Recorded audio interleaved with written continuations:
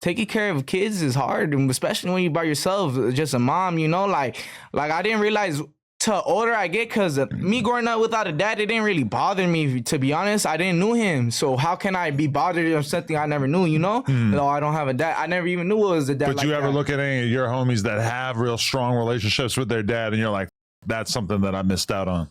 It's something that he missed out on. That's real. It's something he missed out on. And well, you both missed out on it, honestly. And the day I was open arms, you know? I always been open arms every time he came around. Yeah. I swear to God, I always been open arms. You know, it's just he made his own decision, you know? Yeah. He made his own decision, but I'm not knocking him down. You know, every man goes through their own shit. You know, I hope you know, you overcome what you're going through. Is it important for you to be better than that, though? But to show your kids more love? No, what made me, because then I started like being very prideful, like who I want to be as a man, like growing up. Because I see all these fools, all types of shit. I'll be at a trap house. I see all these grown men. I'm like, this is who I don't want to be as a man. Or I get in an argument with other men, right? And then I'm like, and then I realize like, damn, like how you these are grown ass men, and you got expectations, you know? And then that's when I realized I gotta take care of my mom. Like, bro, what am I doing? So I realized the more I have fun is more the more my mom gotta work. So at a young age, I chose to step up for my family. Okay, for sure. So okay, that hood vlog, like that was a year and a half ago. I was homeless as You were actually homeless. Okay. Yeah, what's it called? I came from the motel. I was telling my homie, I was like, oh, I'm at the motel right here in Rosecrans. I'm getting an Uber. And he said, all right, let me know the cameraman's already here. I got off the Uber. I see the homie right there, TRP TV, you already know, shout out to him. He was from, like from the Bay Area. He was feeding, dog. Straight up, homie, he was feeding. Straight up, hell yeah, dog.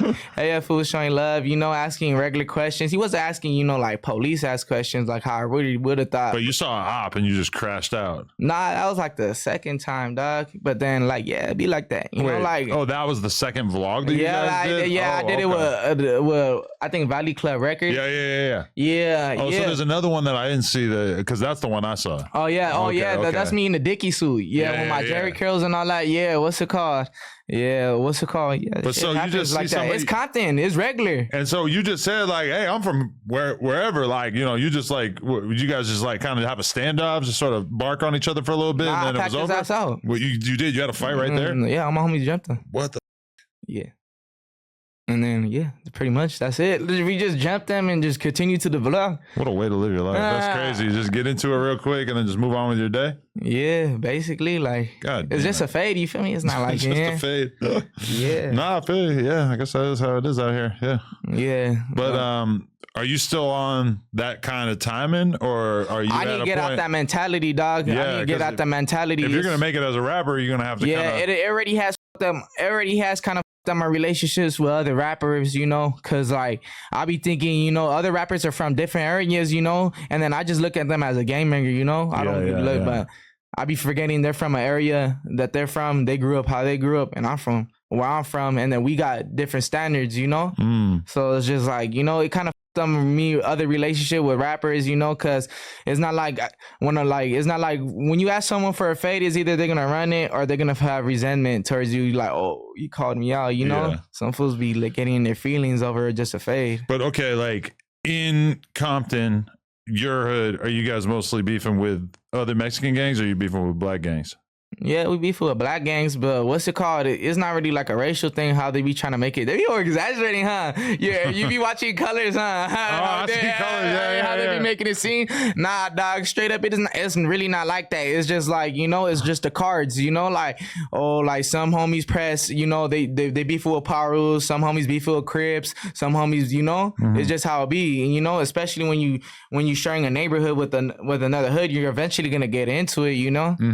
So it's like that, like your neighborhood, there's a black side to things and there's a Mexican side of things, and you guys just kind of ignore each other for the most part? Yeah, hell yeah, we ignore each other, man. And straight up, we respect each other, you know. We gonna respect it. They already know. They see me, they be like, oh, that SAP face, all type shit. They're like, these the essays right here. You already know. Yeah. They see how we moving. We moving like soldiers, you know. So then, you know, everybody's on that game mangy tip right there in Compton. So they like, what? I'm a soldier too. So a soldier's gonna respect another soldier. You feel me? Because, okay, do you see yourself as somebody who would be willing to work with people that your hood doesn't traditionally get along with, or are you somebody that shit's hard for me, fool? That shit's hard for me. Not gonna lie. Like Solless be telling me to get into that mentality. My manager, Ninos management, that's a different story. Shout out to Nino, man. He's the one who brought me around OTR straight up. Not gonna lie. It's crazy. Look, my mom got an apartment, right?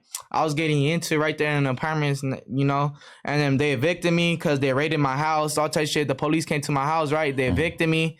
And then what's it called? Nino dead ass hit me, and while my mom's talking shit, all types of shit. Oh, you know. Wait, who's Nino? Nino's management, Shooters on Go. He's like he's a cameraman with that. Everyone knows him as the name Shooters on Go, but Nino's management, you're gonna hear of him more. Got it. Okay. Yeah, he's the one who brought me around OTR. Okay. And then that's when I met Solless, and he told me some real advice, you know?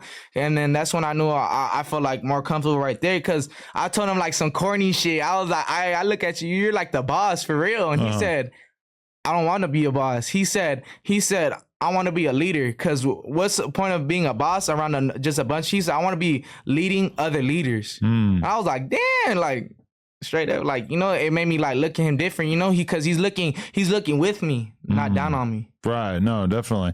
But so did he tell you that you should be more open-minded about working with people that you, because I mean, even with Lefty, when Lefty was coming out, remember he was like beefing with Roddy Rax or whatever, and I guess that was some hood shit, and then they kind of got past that and did music or whatever. Yeah, I don't know. I can't speak on another man's situation. You feel me? I don't know. I feel like a female if I did that. No, I don't blame you, but I'm just saying I watched that situation. What's it called? I don't know, to be honest. That's why I can't speak up on it. You feel me? I'm not gonna speak on something I know. But if you had mutual friends, let's say there was somebody else signed to OTR that's a traditionally you didn't get along with, would you be open to it if they were trying to do something? We could fade, fade from my conscience so I could go to sleep. Oh, I ain't do too much bitch shit. And then we just fade. And then what's it called? Then we just make the music. You know, like, end of the day is music, bro. But so your hood wouldn't be upset about that? Hell nah. My homies, like, I'm not no bitch. You feel me? And I'm not saying, oh, yeah, what's it called? I'm over my homies. You feel me? I'm not bigger than the program. But then my homies understand.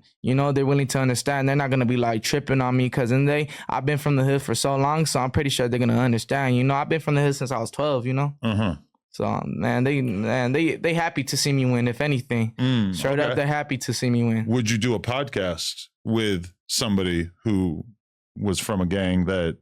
We just gonna have to fade, like the same thing. The same thing, like just like fade it out. Like, what if it's somebody who's totally like in another world, like it's not your age or whatever, they're older than you, you still gonna fade? I get down with all the older men. Like since I was a man, like you see, like I'm not saying I'm that tall, you feel me? But like you know, like I'm kind of bigger than the regular, you know. So other fools, other grown men will always try to test me, you know, always think, you know, or they feel insecure around me, you know. So I just like get down, you know. Okay, shit. All right. I have an opportunity I might have to hook you up with.